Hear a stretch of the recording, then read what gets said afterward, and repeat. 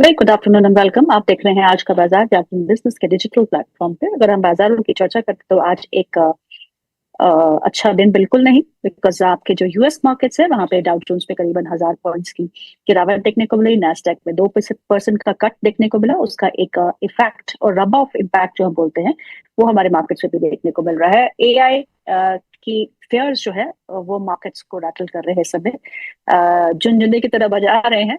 पर हमारी IT companies को देखिएगा, आज आज हमारा आईटी इंडेक्स जब खुला तो एक भयानक सा सिनेरियो था, क्योंकि कल के अगर हम इंटरनेशनल मार्केट में देखें तो एडीआर में तेज गिरावट देखने को मिली थी।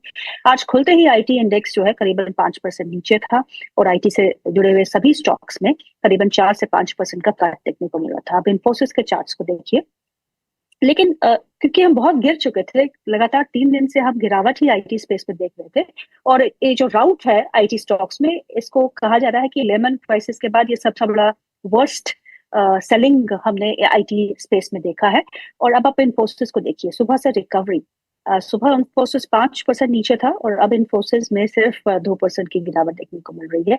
ऐसा ही सभी स्टॉक्स पे देखने को मिल रहा होगा। आप टीसीएस को देखिए, आप एचसीएल टेक को देखिए, आप एम्फेसिस को, फोर्स परसिस्टेंट को देखिए, तो ट्रेंड तो यही है कि कहीं ना कहीं अब थोड़े बहुत बाउंस बैक देखने को मिल रहा है। क्या इस बाउंस बैक को हमको एक प्ले करना चाहिए? यस, ट्रेडर्स तो कर सकते हैं, लेकिन लॉन्ग टर्म इन्वेस्टर्स को क्या करना है? जब भी एक डीप करेक्शन मार्केट में होती है, जो हमने आईटी में देखी है, वहां पे आपको एक्यूमुलेट करना है फॉर लॉन्ग टर्म। देखिए, कहानियां बहुत सारी है, एआई में ये, एआई में वो होते होते भी टाइम लगेगा। उसका ये मतलब नहीं कि कंपनियां आज ही बंद हो जाएंगी। उसका ये मतलब नहीं कि IT, TCS, Infosys, TCS, HCL tech अपना काम धंधा सब बंद करके निकल जाएंगे। ये सब बड़ी कंपनियां हैं, इनके प्लान्स भी बहुत बड़े होते हैं। बिल्कुल सही है कि रीशेप हो रही है आईटी सेक्टर। बिल्कुल रीशेपिंग में झटके तो लगते ही है, तो झटके लग रहे हैं, वो झटके संभलेंगे कहीं ना कहीं। बट ऐसा नहीं है कि कल को ही कंपनियां बंद हो जाएंगी और आपका सारा पैसा डूब जाएगा तो बेचो बेचो बेचो, ऐसा नहीं होता है। यस, नेगेटिव सेंटिमेंट्स बाजार में है, एआई से डिसरप्शन होगा, उस डिसरप्शन का खामियाजा आईटी कंपनीज को भुगतना पड़ेगा। लेकिन हमेशा आईटी कंपनीज या कोई भी सेक्टर हो, वो अपने आप को शेप में वापस लेके आता है और थोड़ा बहुत डिसरप्शन के बाद एक अच्छा मूव हमको देखने को मिलता है। इसका ये मतलब नहीं कि आपको आईटी कंपनीज इस डिप में अभी खरीदनी है। No, do SIP slowly and steadily. अगले 2-3 क्वार्टर्स की अर्निंग्स को देखिएगा, यूएस मार्केट में क्या होता है वो देखिएगा, ईयू मार्केट हमारे लिए खुल चुका है, वहां कैसे सिनेरियो उभर के आता है वो देखिएगा, then you can take a call. लेकिन ये की है कि डिसरप्शन हो गया जी, एआई से सब कुछ खत्म हो जाएगा, सब कुछ बंद हो जाएगा, ऐसा नहीं है। It's just reshaping, it's reset of the IT sector that we are seeing. और एक अच्छा बाउंस बैक हमको आईटी स्पेस में इस समय देखने को मिल रहा है। और चलिए कुछ और सेक्टर्स देख लेते हैं। आज निफ्टी 50 के जो बढ़ने वाले शेयर है उनकी संख्या सिर्फ 6 है। और जो अभी भी झुकाव है वो गिरावट की तरफ ही देखने को मिल रहा है। आयशा मोटर्स में 1.5% का इजाफा, बहुत ही अच्छा मूव हमने आयशा मोटर्स में इनकी अर्निंग्स के बाद देखा। जब अर्निंग्स अच्छी रही तो आयशा मोटर्स में भी अच्छा प्रदर्शन देखने को मिल रहा है। बजाज फाइनेंस कल अच्छा मूव था, आज भी वो मूव को सस्टेन करते हुए हरे निशान में आज बजाज फाइनेंस काम करते हुए। मारुति एक अच्छे मोमेंटम के बाद भी यहाँ पे एक हरा निशान देखने को मिल रहा है। अपोलो हॉस्पिटल्स में भी आज हरा निशान है। बजाज ऑटो और एसबीआई जो है वहां पे भी एक अच्छा मोमेंटम देखने को मिल रहा है। अगर हम मिड कैप स्पेस की बात करें तो मिड कैप 100 अगर निफ्टी की बात करें तो वहां पे जो बढ़ने वाले स्टॉक्स है उसमें भारत फोर्ज, कल भारत फोर्ज ने अपना ऑल टाइम हाई 52 हफ्ते का उच्चतम सर्ज हुआ था। आज भी वो उसी मोमेंटम में देखने को मिल रहा है। 1762 के आसपास का स्तर यहाँ है। फेडरल बैंक में भी आज हरा निशान है और मैडम बीच नमस्ते। चार्ट भी आज हरा निशान देखने को मिल रहा है। और हमारे साथ जुड़ चुके हैं 5 minute late mister Anshul Jain, head of research, Lakshmi ji आपको पता है इन्वेस्टमेंट्स। किसको फोन करके डांटना है? मैंने चलते शो में लाइव बता दिया कि मैडम का फोन आ रहा है। चलिए ठीक है। चलिए अंशुल, पहले तो निफ्टी, ये जो क्रैक हुआ है आज 250 पॉइंट का नीचे, 25,500 के बहुत करीब हम आ चुके हैं। ये लेवल्स आपको अभी भी कन्विक्शन दे रहे हैं कि ऊपर जाने की संभावना ज्यादा है, या फिर नाउ योर आपका नजरिया बदल चुका है? नहीं नहीं मैडम, मेरा नजरिया अभी भी बुलिश है। I am not bearish. But यहाँ पे बाइंग नहीं बन रही है। बाइंग मैं नहीं मान रहा था कि 25,669 टूटेगा, लेकिन आज बैंक निफ्टी की वजह से टूट गया है। प्रोबेबली हम 25,491 जो डेली का स्विंग लो है वहां तक आ सकते हैं, बट एज सच मेरे को कोई खास प्रॉब्लम नहीं दिख रही है। मैं सेलर नहीं हूँ। बैंक निफ्टी डिसअपॉइंटिंग है। आईटी में बाउंस बैक आना था। आज मैंने सुबह से आईटी बाई दे रहा हूँ। इन्फोसिस 1315 में दिया, टीसीएस दिया, टेक महिंद्रा भी डे हाई पे आ गया, सब डे हाई पे आ गए। मैं एक्सपेक्ट कर रहा था कि आईटी बाउंस बैक करेगा और बैंक निफ्टी अपनी अपमूव कंटिन्यू करेगा, तो निफ्टी जो है सपोर्ट प्रोटेक्ट करके ऊपर निकल जाएगा गैप फिल करने 25,900 तक। लेकिन हुआ ये कि बैंक निफ्टी ने 60,495 तोड़ दिया, तो ये दिक्कत है। और टारगेट खुला है 60,119 का, तो बैंक निफ्टी में अभी और 100 150 पॉइंट की डाउन साइड है। बट आईटी अच्छे से बाउंस बैक कर रहा है 8 दिन में 22% गिरने के बाद। उसमें गैप फिलिंग की टारगेट पूरे होने के बाद अगर थोड़ा सा और स्ट्रेच कर जाए और तब तक बैंक निफ्टी भी अपना 60,119 करने के बाद बाउंस बैक करने लगे, तो फिर निफ्टी अपना सपोर्ट जो तोड़ा है 25,669 ये प्रोटेक्ट कर लेगा। आज करे कल करे इवेंचुअली कर लेगा। मैं यहाँ से सेलर नहीं हूँ, ना पहले था ना अभी हूँ। बाउंस बैक में कौन से आईटी शेयर आपको पसंद है बाउंस के लिए?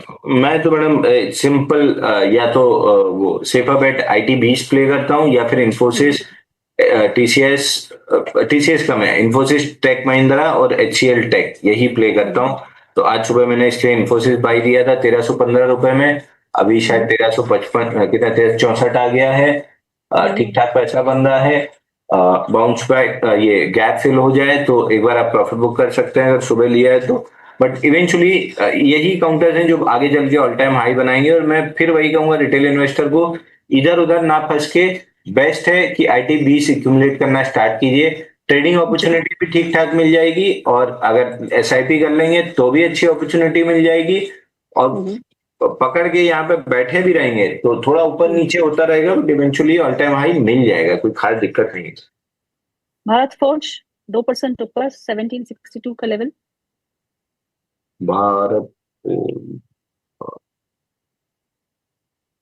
भारत फौज में 1727 के ऊपर ऑलमोस्ट एक ब्रेकआउट बन रहा है। भारत फौज आपको याद होगा, ये हमने गैप से जब निकला था 1459, तब हमने 1727 की बात की थी, जो कल टेस्ट हुआ है और आज भी टेस्ट होके गैप अप के साथ चल रहा है। तो थोड़ा सा प्रॉफिट बुकिंग कर लीजिए। नया ट्रेड जब बनेगा तब देखेंगे, अभी तो नहीं बन रहा है। यहाँ पे मैं फ्रेश लॉन्ग नहीं कर रहा हूँ। ओके। आयशा मोटर आज भी 1.5% ऊपर है, 8,050 के आसपास का लेवल है, आप क्या करें? आयशा मोटर होल्ड करना चाहिए। ये 9,500 से 10,000 तक निकल जाएगा। स्टॉप लॉस अब मॉडिफाई कर लेना चाहिए 7,750 का क्लोजिंग बेसिस पे। ये बहुत टाइट स्टॉप लॉस है। आपको थोड़ा सा अगर लीवे देना है, सांस लेने की जगह देना है, तो 7,350 का आइडियल स्टॉप लॉस बनता है। चलिए, एक आपके लिए मैसेज आया है जहाँ पे आदित्य जी पूछ रहे हैं आपसे कि एसईपीसी बाय है उनके पास 9 रुपए 10 पैसे का, और गोकुल दास उसके पास बाय है 835 का, और पीसी ज्वेलर्स 11 रुपए में। तीनों पे आपकी क्या एडवाइस रहेगी? दूसरा वाला कौन सा था? गोकुल गोकुल दास एक्सपोर्ट, या गोकुल दास एक्सपोर्ट। और गोकुलदास एक्सपोर्ट में तो वापस से एक ट्रेड बन रहा है। आज बीटीएल में बना है, दूसरा गोकुलदास एक्सपोर्ट में बन रहा है। 751 का गैप फिल किया, उसके नीचे क्लोज किया, कल उसके ऊपर आके ट्रैप बनाया, आज ब्रेकआउट दे रहा है 805 रुपए के ऊपर। अगर सस्टेन करता है तो ये एक ब्रेकआउट बन जाएगा। ब्रेकआउट का टारगेट 850 रुपए बन जाएगा इमीडिएट टारगेट, और 850 के ऊपर और तेजी आ जाएगी।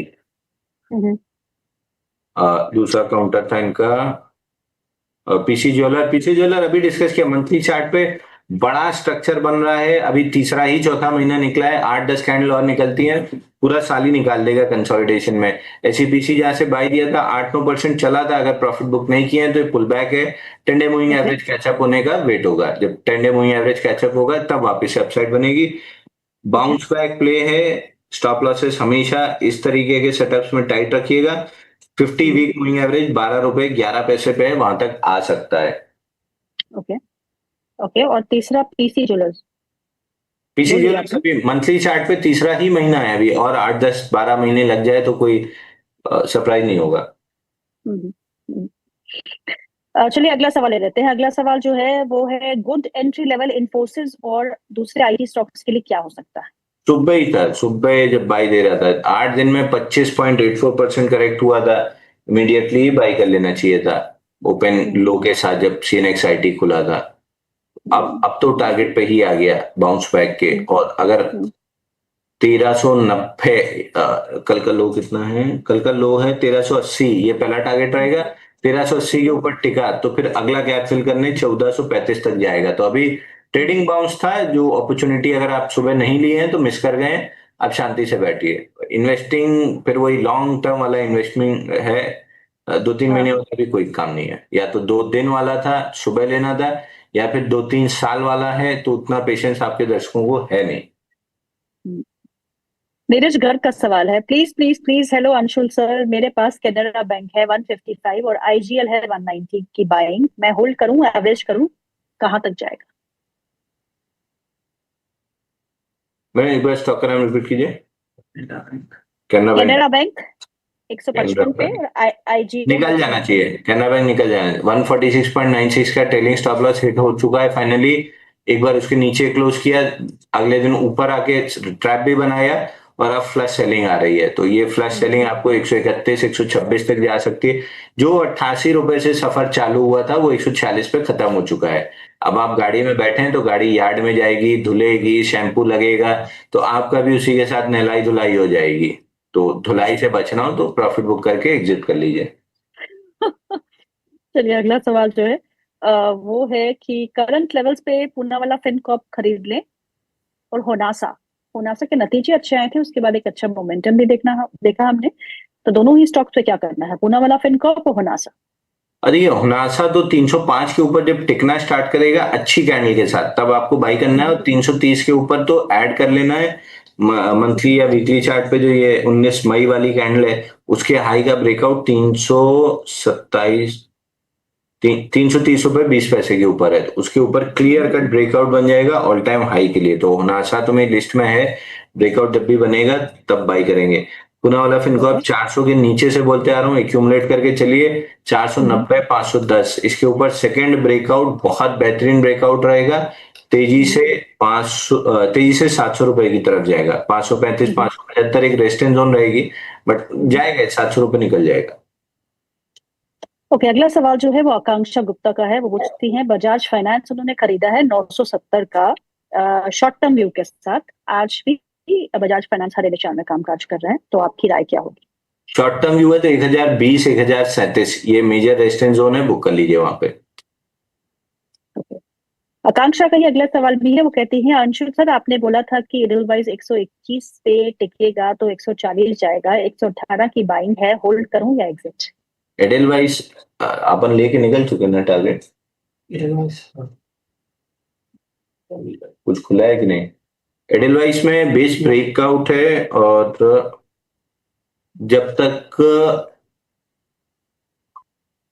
117 118 के ऊपर, सॉरी 116 के ऊपर क्लोजिंग बेसिस पे होल्ड कर रहा है, 140 आराम से जा सकता है। 141 दिन के कपनैंडल पैटर्न का ब्रेकआउट है।